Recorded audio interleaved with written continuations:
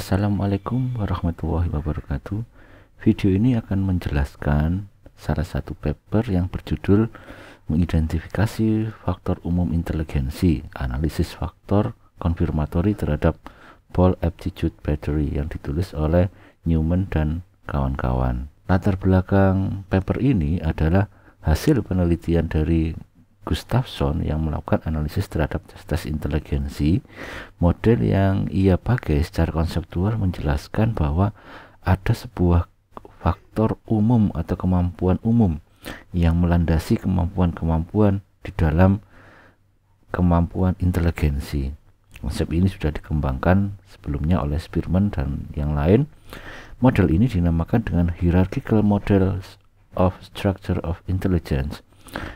Di dalam analisis faktor dengan menggunakan persamaan model ini dinamakan dengan Hierarchical Models of the Structure of Intelligence, atau di dalam SEM dinamakan dengan Second Order Confirmatory Factor Analysis.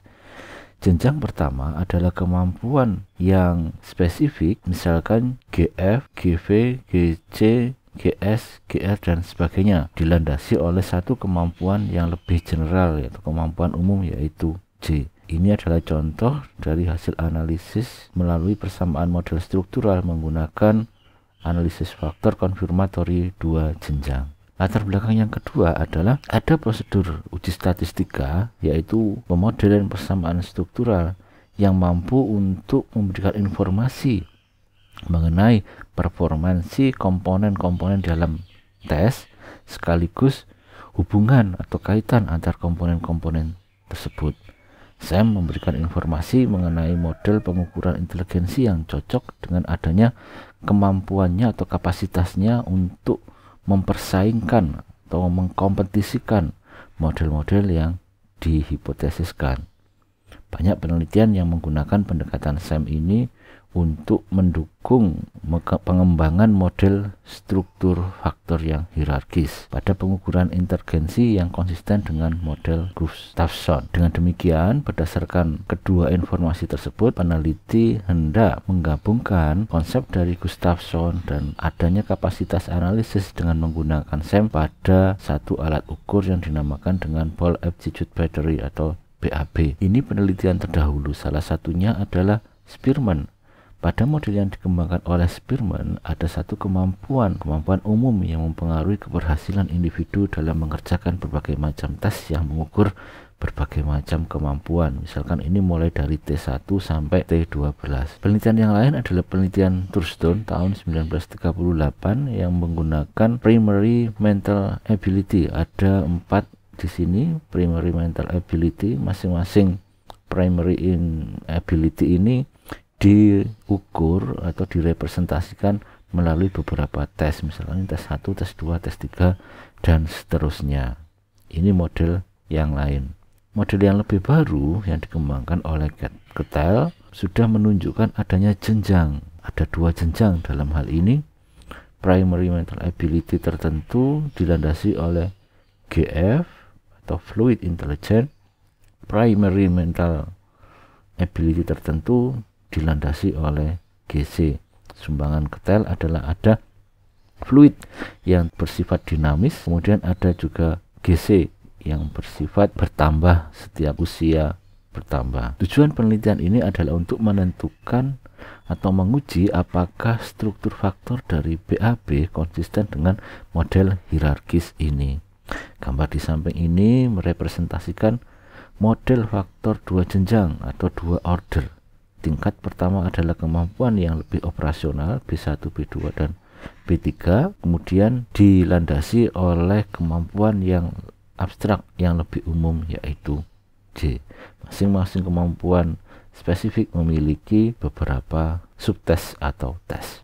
BAB memiliki 12 atau lebih komponen yang kemudian oleh peneliti dimasukkan dalam faktor-faktor tertentu. Kita lihat di sini kemampuan tersebut adalah komputasi, numerical computation, yaitu menyelesaikan hitungan sederhana, kemudian deretan angka yang mengukur numerical reasoning, kemudian ada penalaran induktif, menemukan elemen umum pada sebuah gambar, Kemudian penalaran analitis, paper folding, kertas dilipat, ketika kemudian dibuka apa yang terjadi. Kemudian idea fluency, idea generation, vocabulary atau kosakata, memori asosiatif, memori auditory, clerical, dan kecepatan dalam menulis. Peneliti membuat satu faktor secara teoritis dari pemetaan atau klasifikasi terhadap kemampuan-kemampuan ini.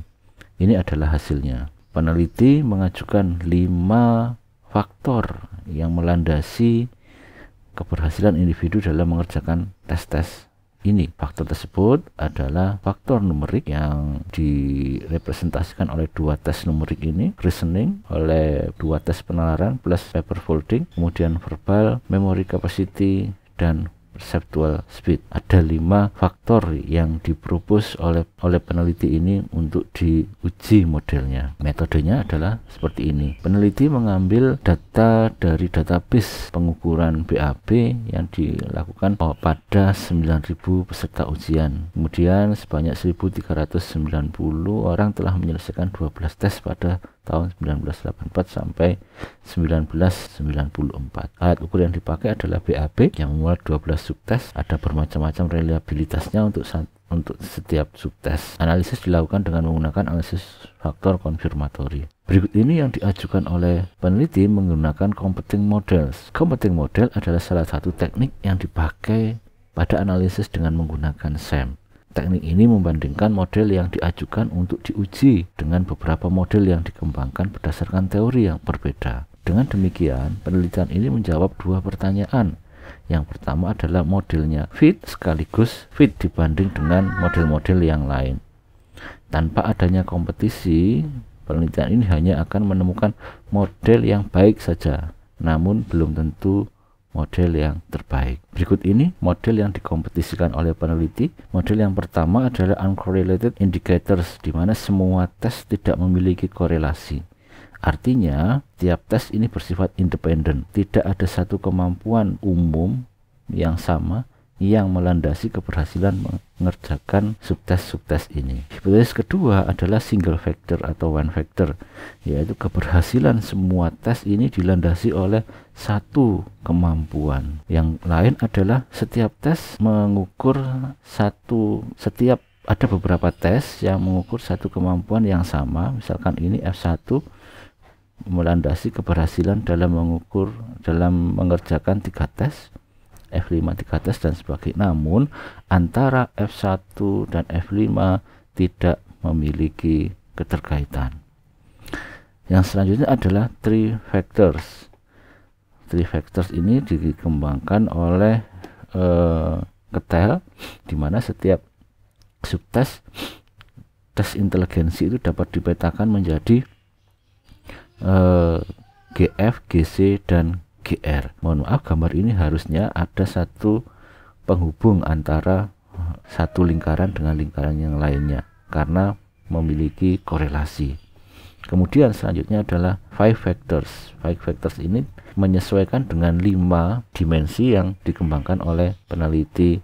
Oleh karena bukan uncorrelated, maka sebenarnya di sini harusnya ada arah panah yang dihubungkan. Hasil analisis menunjukkan, ini contoh model yang dikembangkan, ini model 2 jenjang, ini model 1 jenjang. Hasil analisis menunjukkan bahwa ada model tertentu yang memiliki ketepatan lebih tinggi.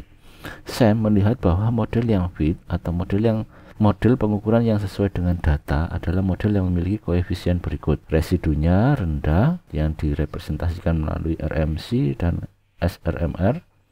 Kemudian ketepatan modelnya tinggi.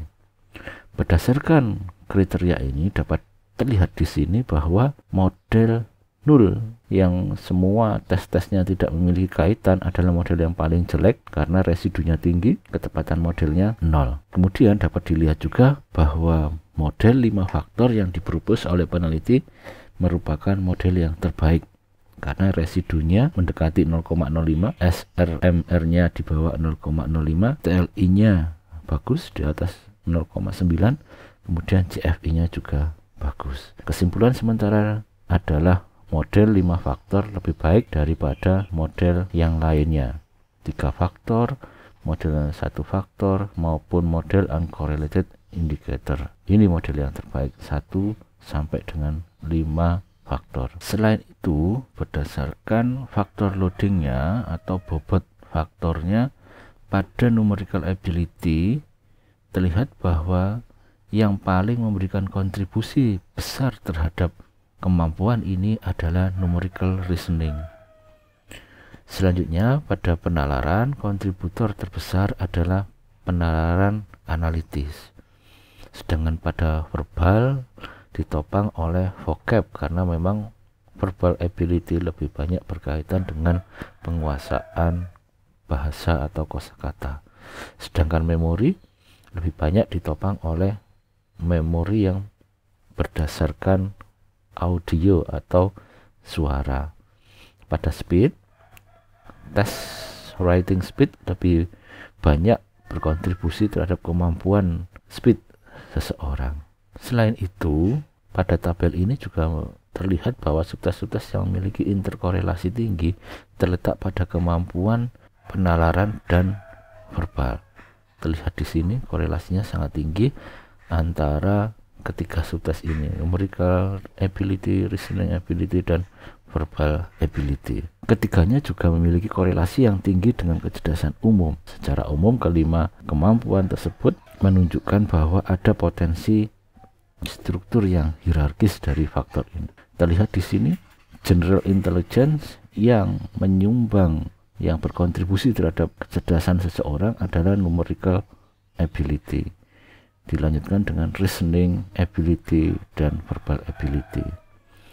Penyebabnya dimungkinkan karena penalaran dengan menggunakan angka adalah penalaran yang abstrak, mampu menghubungkan satu gagasan yang tidak terkait dengan penalaran atau penguasaan atau pengalaman yang sudah dilaluinya, baik melalui pendidikan maupun non-pendidikan. Kemampuan numerik adalah kemampuan yang natural yang hampir semua orang bisa mengerjakannya. Ini adalah kemampuan yang sangat berkontribusi terhadap general intelligence pada penelitian ini. Hasil dari analisis dengan menggunakan second order factor atau analisis dengan 2 jenjang menunjukkan bahwa model yang berjenjang yang memiliki satu kemampuan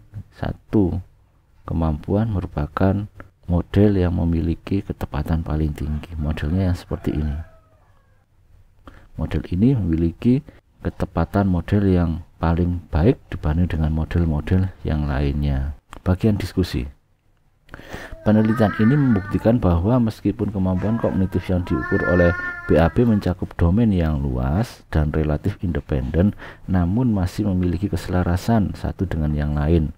Buktinya adalah ada kemampuan tunggal yang mendasari kemampuan-kemampuan tersebut. Di sisi lain, penelitian ini juga menegaskan bahwa baterai tes bakat memiliki struktur berjenjang yang sama dengan struktur tes-tes inteligensi. Terima kasih. Assalamualaikum warahmatullahi wabarakatuh.